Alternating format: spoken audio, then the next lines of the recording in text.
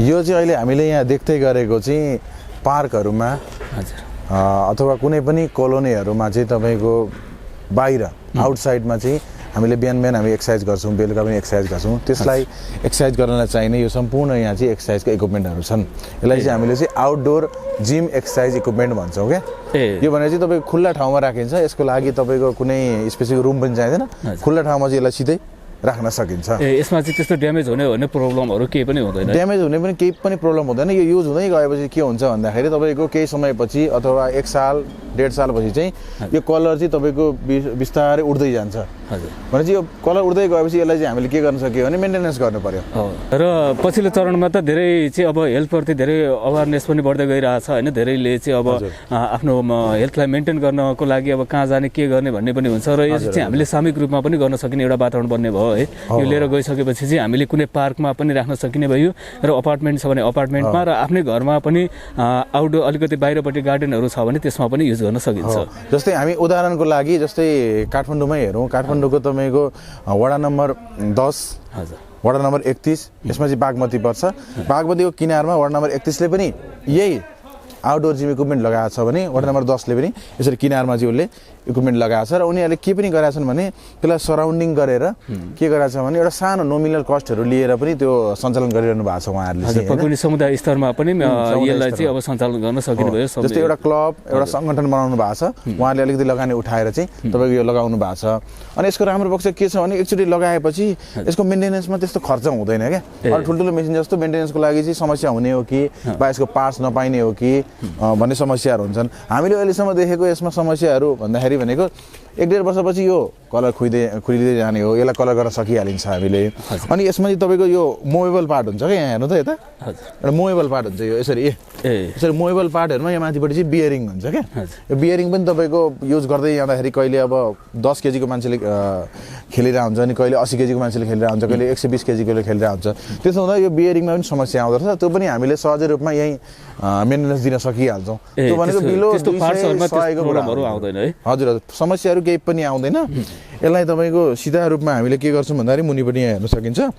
यसलाई चाहिँ आफुलाई कति हाइट चाहिने त्यो हाइट अनुसारको चाहिँ अझै बढी हाइट चाहिने हो भने तपाईको यहाँ थपेर पनि गर्न सक्यो कम हाइट चाहिने हो भने यसलाई चाहिँ यहाँदेखि यहाँसम्म पनि गाड्न सक्यो के खाडल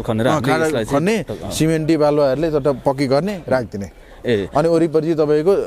के अरे यो लगाइदिने दुबो लगाइदिने भनेपछि हाम्रो यो एक्सरसाइजको लागि आवश्यक पर्ने जिममा जति पनि जुनसुकै पार्ट्सहरुको लागि हाम्रो शरीरलाई मेन्टेन गर्नको लागि सबै चाहिँ यहाँ पाउन सकिन्छ के छ सबै सब पाइन्छ जस्तै हामी यताबाट हेर्दै जाउँ है यता हामीसँग अहिले के छ भन्दाखेरि हामीसँग लगभग 70 वटा भन्दा माथि डिजाइनका चाहिँ हामीसँग यो गार्डन एक्सरसाइजका मेसिनहरु छन् इक्विपमेन्टहरु छन् हैन त्यसमा पनि हामी सिलेक्सन गर्न लाउँछौं सिलेक्सनमा नर्मली अहिलेसम्म सबैभन्दा बेस्ट भनेको 12 वटा जति चाहिँ एकदम राम्रो सिलेक्सनमा परेको छ र त्यही बढी फ्रिक्वेन्टली गइरहेछ हैन अहिले यसमा चाहिँ आफुलाई जति आवश्यक छ त्यति पनि लिन मिल्ने हो कि सेटै लिनुपर्ने हुन्छ कि के हुन्छ यसमा चाहिँ कस्तो हुन्छ नि आफ्नो आवश्यक अनुसार कस्तो खालको चाहिँ एक्सरसाइज गराउने हैन कसैले अब खुट्टाको एक्सरसाइज गराउन खोज्नुहुन्छ कसैले कम्मरको लागि हैन कसैले हातको लागि कसैले कनेक्ट यो जोइन्टको लागि त्यो अनुसारको चाहिँ उहाँले 1 पिस 2 पिस 3 पिस जति पनि लिन सक्नुहुन्छ यति नै चाहिन्छ भन्ने कुराहरु छैनन् के सम्बन्धित छ त सर अब यसो सर यो प्याकिङमै रहेछ हैन यही भित्र भए पनि आगामी दिनमा हामी यसमा डिटेलमा पनि बनाउने नै छौं है र यो प्याकिङमै भए पनि यसो के को लागि यसो सर बताइदिनुस् जस्तै यो अहिले हामीले यहाँ हेर्दै गरेको भनेको चाहिँ यो चाहिँ कस्तो छ नि यहाँ बसेर चाहिँ यो तपाईको यो छ नि यो ह्यान्डललाई माथि गर्दाखेरि यो भनेको जोइन्टको लागि छ ह्यान्डल माथि उठाउने यो जोइन्टको लागि छ हैन त्यस्तै यो हातकै लागि छ हातको पाखुराको लागि छ यो हैन त्यस्तै यो चाहिँ अर्को साइक्लिङ यो चाहिँ तपाईको हामीसँग साइकल जस्तो के यसरी ह्यान्डल समात्ने अनि पेडल घुमाउने त्यो खालको पनि हामीसँग यो छ हैन अनि त्यस्तै हामीसँग यहाँ अर्को पनि तपाईको यो पनि खुट्टाको लागि खुट्टाको यो थाइको लागिको एक्सरसाइजको लागि यहाँ अर्को छ है त्यसरी यो यहाँ 1 2 3 4 वटा भयो है त्यस्तै यहाँ चाहिँ यो अर्को भनेको चाहिँ हात र खुट्टा दुवैको लागि यो चाहिँ हात र खुट्टा दुवैको लागि छ यो छ त्यसरी हामीसँग चाहिँ अहिले भएको भनेको चाहिँ 6 वटा भेराइटीको सामान छ उतापट्टिको नि सेम यतापट्टिको पनि देखाउनु भएको थियो नि सर यता हेर्नु त यो भयो अनि अलिकति चिनिने भनेको चाहिँ यो सर्कुलर वाला हातको लागि यो पनि छ जम्मा 6 वटा खालको छ हामीसँग यहाँ र सर योदेखि बाहेक अरू पनि उहाँहरूले चाहिँ अब 6वटा मात्रै छ भन्नुभयो आफूलाई जुन आवश्यकता छ त्यो उहाँहरूले हजुरसँग अर्डर गर्न सक्नुहुन्छ कि के छ मजाले सकिन्छ अहिले यो पनि तपाईँको अर्डरकै आएको हो होइन यो पनि एउटा कुनै नगरपालिकाको अर्डरमा आएको हो उहाँहरूले चाहिँ के गर्नु भएको छ भने 6वटा आइटम मगाउनु भएको छ 9वटा नगरपालिकालाई भनेपछि यहाँ जम्मै हामीले हेर्दाखेरि अहिले 54वटा आइटम छन् यो होइन 54 आइटम छ तर रिपिटेड छन् त्यसमा 6वटा चाहिँ सेट छ यसमा 6वटा सेट हो अनि त्यसमा पनि अब हामी के गर्छौँ भन्दा तपाईँहरूको आफ्नो ठाउँमा के को लागि सुइटेबल हुन्छ कस्तो खालको सुइटेबल हुन्छ भन्ने कुरा पनि हामी तपाईँलाई त्यो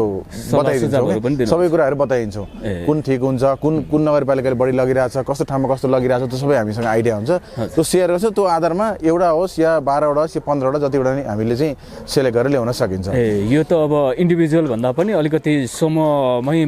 चाहिँ लिनुभयो भनेदेखि उहाँहरूलाई चाहिँ राम्रो बेनिफिट अब समूहको लागि चाहिँ आउटडोर भइसकेपछि धेरैजनासँग पनि मजाले गर्न सकिने भयो है हो विशेष गरी अहिले हामीले हेर्दाखेरि यो पालिकाहरूले धेरै लिइरहनु भएको छ त्यसपछि अर्को कुन कस्तो हुन्छ भन्दाखेरि एउटा सानो समूह बनाउने समूह गठनहरू गर्ने प्लस तपाईँको अहिले कस्तो हुन्छ भने यो सामुदायिक वन भन्छन् सामुदायिक भवन भन्छन् यस्तो कुराहरू बनिरहेछन् नि सामुदायिक वनको पनि साइडमा उहाँहरूले चाहिँ यसरी लाइने तपाईँको यो इक्विपमेन्ट लाउनु भएको छ कहीँ सामुदायिक भवनको वरिपरि पनि लाउनु भएको छ होइन जे होस् तपाईँको मन्दिर एरिया पनि लाउनु भएको छ जहाँ चाहिँ मान्छेको बढी चहलपहल हुन्छ बिहानतिर होइन बिहान मर्निङ वाक गर्नलाई एक्सर्साइज गर्नलाई त्यो एरियामा लाउनु भएको छ र त्यो अनुसार हामीले हेर्दाखेरि बजेटको हिसाबमा र त्यहाँको युजको हिसाबमा चाहिँ एकदमै राम्रो देखिएको छ कि अलिकति हामीले छुट्याइ पनि होला है सर जस्तो यिनीहरूको प्राइस चाहिँ कस्तो प्रोडक्ट वाइज फरक पर्न जान्छ कि के हुन्छ कसरी पर्न जान्छ यसको प्रोडक्ट वाइज चाहिँ फरक हुन्छ यहाँ हामीले हेर्ने भने अहिले यो 6वटा आइटममा एउटा सानो आइटम हामीसँग 40,000को रेन्जदेखि लिएर ठुलोमा अलि हेभीमा चाहिँ हामीसँग 70 देखि 80,000सम्मको चाहिँ रेन्जको छ नि हामीसँग भनेपछि उहाँहरूको कस्तो रिक्वायरमेन्ट छ त्यो अनुसार पनि यसको चाहिँ प्राइस डिपेन्ड हुने भयो हजुर त्यो अनुसार प्राइस डिपेन्ड हुने भयो अनि अर्को कुरा कस्तो हुन्छ भने मान्छेहरूलाई त यो ल्यायो अब सेटअप गर्नलाई अब बा इन्जिनियरै चाहिने हो कि कसरी गर्ने हो बा ब्यालेन्स मिल्दैन कि भन्ने कुराहरू पनि हुन्छन् त्यो सबै जिम्मा पनि हामीले लिएर आछौँ होइन सेटअपहरूको सबै सेटअप इन्स्टलेसन हामीले पनि गरिदिरहेछौँ कति ठाउँमा मेन्टेनेन्स पनि हामीले गरिदिरहेछौँ होइन